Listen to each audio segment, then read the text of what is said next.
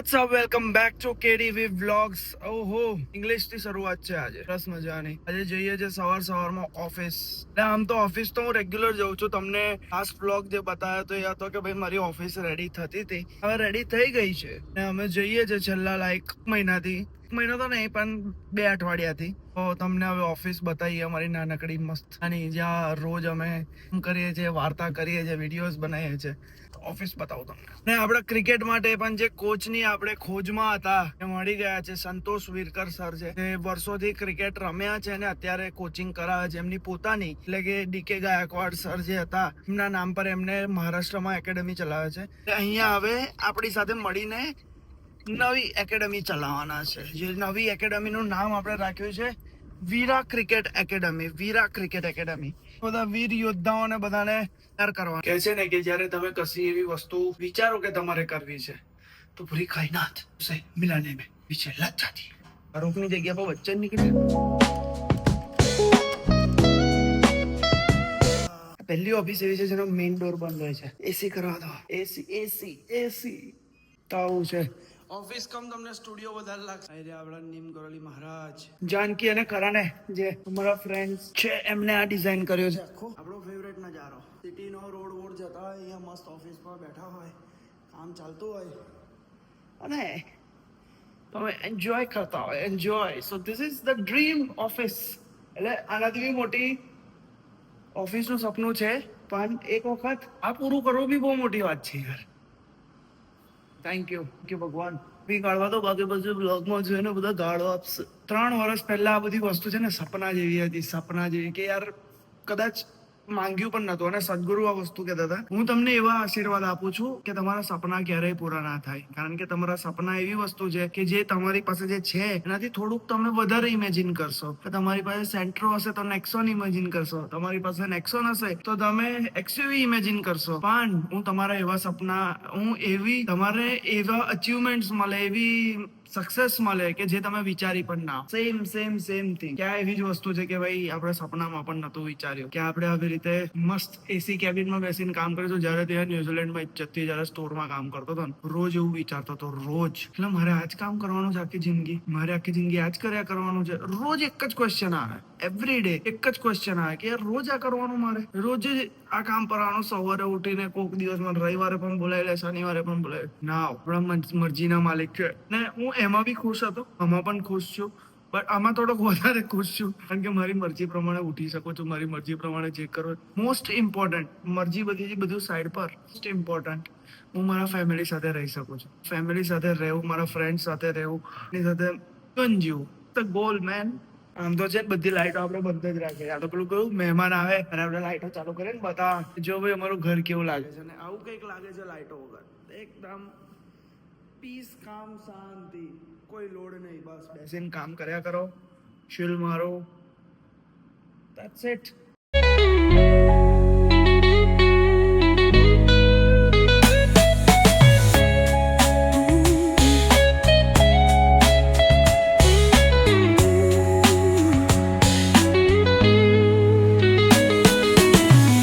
સો last 1 મંથથી અમે personal training લેવાનું ચાલુ કર્યું છે. લાઈક ફિટનેસને લઈને અમે લોકોએ કેવું છે કે એક ટ્રેનર હાયર કર્યા છે, જેમાં અમે રોજ અલગ અલગ એક્સરસાઇઝ કરીએ છીએ અને વર્કઆઉટ કરીએ છીએ. અને મેઇનલી ફોકસ એ છે કે આપણે બહુ બોડી બિલ્ડિંગ પર ફોકસ ના કરીએ, બોડી વેટ વર્કઆઉટ પર ફોકસ કરીએ, સ્ટ્રેન્થ, સ્ટેમિના, કોર સ્ટેબિલિટી એ બધા પર ફોકસ કરીએ ને આગળ કામ કરીએ. અત્યાર સુધી મારે કેવું થતું હતું જીમમાં, ખબર છે કે જ્યારે હું પણ જીમ સ્ટાર્ટ કરું ને, મારો ફોકસ એવો હોય કે ભાઈ બાવડા બનાવો, આ કરું તે કરું.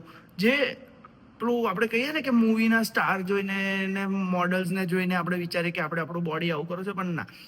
અત્યારે હવે અમે લોકો કેવી રીતે કરીએ છીએ, focus only and only on stamina, stability and strength, SSS. સો એના માટે અમે લોકોએ અહીંયા જ ચાલુ કર્યું. આવી રીતનું સલાડ એ કરાયું છે. લાઈક અરાઉન્ડ 3000 રૂપીઝમાં તમને સલાડ આવે.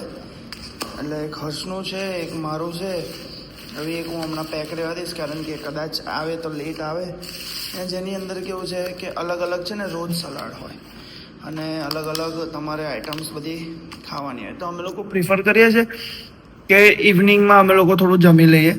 સ્પેશિયલી હું કે ઇવનિંગમાં જમી લઉં, દિવસે હું ટ્રાય કરું કે આવી રીતેનું સલાડ છે, પ્રોટીન બાર્સ છે ને એ રીતેનું થોડું ઘણું લાઇટ રાખીએ, કારણ કે હું હેવી બ્રેકફાસ્ટ હેવી કરું છું, એટલે એ બધી વસ્તુ આપણે થોડુંક ટ્રાય કરીએ. So it's been like second or third week કે હું આ રીતનું સલાડ ને એ બધું ખાઉં છું. અને મેઇન વસ્તુ છે કહો છે કે ટેસ્ટી બહુ છે. 3,500-4,500 વચ્ચે છે કંઈક પ્રાઇસ મહિનાના, અને તમને રોજ આવી રીતનું પેક સલાડ તમારા ઘરે ડિલિવર કરી જાય, ડિલિવરી ચાર્જ ઇન્ક્લુડેડ.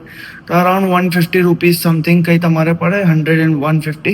પણ તમને આ વસ્તુ તમારે ઘરે બનાવી હોય ને તો તમને છે ને ઓલમોસ્ટ 200-300 રૂપિયામાં સલાડ પડે. અને મેઇન વસ્તુ શું છે કે અમે કાલે જ વાત કરતા હતા કે તમે શું કહેવાય કે 1 દિવસ 2 દિવસ 3 દિવસ 4 દિવસ તમે આ રીતનું છે ને સલાડ બનાવો. જો હવે આવી આઈટમ તમારા પેટમાં જાય એટલે કેવી મજા આવે, ચોમાઈને મજા આવે. એટલે તમે કેવું કે તમે જાતે બનાવો ને યા ફિર તમારા ફેમિલી મેમ્બર્સ, તો વીકમાં છે ને 1 વખત 2 વખત 3 વખત 4 વખત ઇટ્સ ઓકે. 2 વખતથી વધારે છે ને કોઈ બનાવે ના. આપણા ગુજરાતી ફેમિલી માટે થોડું હાર્ડ પડી જાય. એટલે પણ જો તમે આવી રીતનું તમને રેડી મળતું હોય 100 રૂપિયામાં તો શું ખોટું છે, તમે ખાઓ આવું મેશ પોટેટો ને બધું. આ હા જો રીતના મેશ પોટેટો છે, સલાડ છે, અને રોજ અલગ અલગ 30 દિવસ અલગ salad. So if you are thinking about business, અગર તમને ખાવા રિલેટેડનો કોઈ બિઝનેસ કરવો હોય તો ધીસ ઇઝ ગ્રેટ. ને હું અમે લોકો વર્કઆઉટને એવું નહોતા બતાવતા કે ભાઈ વર્કઆઉટને એવું બધું નહીં બતાવું હમણાં. પહેલાં એટલીસ્ટ આપણે થોડુંક ફોલો કરીએ. તો ઇટ્સ બીન 3 વીક્સ, 3 વીક થઈ ગયા છે અમે લોકો રેગ્યુલર કરીએ છીએ. હજુ 1 વીક જવા દઈશું, કારણ કે અમે પાછા વચ્ચે 1 વીક માટે કામથી જઈએ છીએ. તમને આવીશું બ્લોગમાં. પણ છે કે પછી એક્સરસાઇઝ બતાવીશું. ગુડ ઇમ્પ્રુવમેન્ટ, મસ્ત છે, મજા આવે. જે લોકો નહીં હોતા કે બધી વસ્તુમાં ભૂલ કાઢે, તે એ લોકો લીંબુમાં પણ ભૂલ કાઢી શકે અને એવું કે લીંબુમાં ખટાશ ઓછી છે. આવી મજા આયેગા ના બેડો. હું છે ને લિટરલી ઇમ્પ્રેસ થઈ જાઉં છું આવા ટાઈપના કોઈ અગર બિઝનેસ લાવે ને. વોલ્યુમમાં લોકોને સર્વ કરો અને તમે ક્વોલિટી પ્રોવાઈડ કરો, લોકો તમારી પાસે આવવાના છે જ છે. એક બહુ જબરદસ્ત આ બિઝનેસ બહુ ખતરનાક છે. બધા છે સલાડી ફેક ને બધા, પણ એમનું છે ને મને લિટરલી કહું નહીં ભાવતું. આ લોકો જે ઘરેથી કરે છે ને અને જે તમને સર્વ કરે ને, આ બધું લાલ લાલ જ દેખાય છે, ધમાઈને લાલ. તો આ બક્સાની અંદર ખાતા નહીં ભાવતું. રોજ હું ઢોળું છું. અને આ પાછો વ્હાઈટ શર્ટ હોય એટલે ડાયરેક્ટર સાહેબ બંગાળથી આવ્યા છો પાછા. કેટલા દિવસ બંગાળ રહીને આવ્યા? 12 દિવસ. શું ડિફરન્સ છે વડોદરા અને બંગાળમાં? બંગાળમાં નેચર છે, નદી છે, ગ્રીનરીઝ છે. અહીંયા લાઈફસ્ટાઈલ છે. અહીંયા લાઈફસ્ટાઈલ છે. તને ચૂઝ કરવાનું કે તો કયું ચૂઝ કરીશ તું? ઓફકોર્સ બરોડા ચૂઝ કરીશ. કેમ રાવણ મારવાની છો? આપણી અંદરનો રાવણ મારો, બીજાની અંદરનો રાવણ પણ કહેતો હશે. રાવણના 10 માથા હતા. મારી વાત સાંભળ, રાવણના 10 માથા હતા એવું કહે છે, બરાબર? આપણી અંદર 100 મગજ છે, ખબર છે? અલગ અલગ. પણ રાવણ દર વખતે એક જ. મારો એક ક્વેશ્ચન છે, તને ખબર છે કે બધી નદી ફિમેલ છે? 3 નદીના નામ બોલ. કે ચલ 2 નદીના નામ બોલ કે જે મેલ છે ખરી. ઇન્ડિયામાં બધી નદી મોસ્ટ ઓફ કાવેરી, સરસ્વતી, જમુના, બધી જે રાવી, ચિનાબ બધી જ ફિમેલ છે. એવી કઈ 2 નદી છે જે મેલ? વિશ્વામિત્રી. ના રે, તો વિશ્વામિત્રી મેલ જ છે ને? વિષય નામથી પડી, બટ એકચ્યુઅલી છે જ તું કોઈ વિચાર. મેં તો વિશ્વામિત્રી કીધું. આપણા બરોડામાંથી વિશ્વામિત્રી નદી જાય છે ઋષિની. જો એક છે બ્રહ્મપુત્ર. હા. અને સેકન્ડ છે દામોદર કઈથી જાય છે? દામોદર જાય છે એ જ બિહારના પટ્ટા પરથી થઈને નીકળે છે. અચ્છા, હા, ઓકે. મને હવે 3 એડ કરી દે, એક વિશ્વામિત્રી બી નાખી દે. હા, ઓકે. ચોથી પણ એક અજય નદી પણ છે. અજય. હા, એ કઈ બાજુથી જાય છે? એ પણ એને પેરેલલ જ છે, બ્રહ્મપુત્રને પેરેલલ જ છે. મને આ ક્યારે ખબર પડી? હું હમણાં ટ્રેનમાં આવતો હતો, તો ટ્રેનમાં જ્યારે હું આવતો હતો ને ત્યારે મને ખબર પડી કે જે દુર્ગા પૂજા પણ થાય છે ને, તો સૌથી પહેલાં દુર્ગાપુરમાં થઈ હતી. જે એક સિટી છે દુર્ગાપુર, ત્યાં સૌથી પહેલાં. બંગાળમાં છે દુર્ગાપુર? હા, દુર્ગાપુર બંગાળમાં જ છે, આસનસોલ પાસે. ત્યાં કોલરી ફિલ્ડ છે. ત્યાં શરૂઆત કરી હતી આ 2 મેલ નદીએ પૂજા કરવાની શરૂઆત કરી હતી. એટલે બે નદીની વચ્ચેનો જે પટ્ટો હતો એ દુર્ગાપુર છે ત્યાંથી શરૂઆત થઈ હતી. તો કે આ બેલ નદીનું બહુ જરૂરી હતું એ રીતેનું કંઈક આખું કન્સેપ્ટ છે. મારી માટે ફર્સ્ટ ટાઈમ જાણ્યું. Very nice. જોયું આવી રીતના કામ થાય છે આમાં ક્રિએટિવ વર્ક્સ.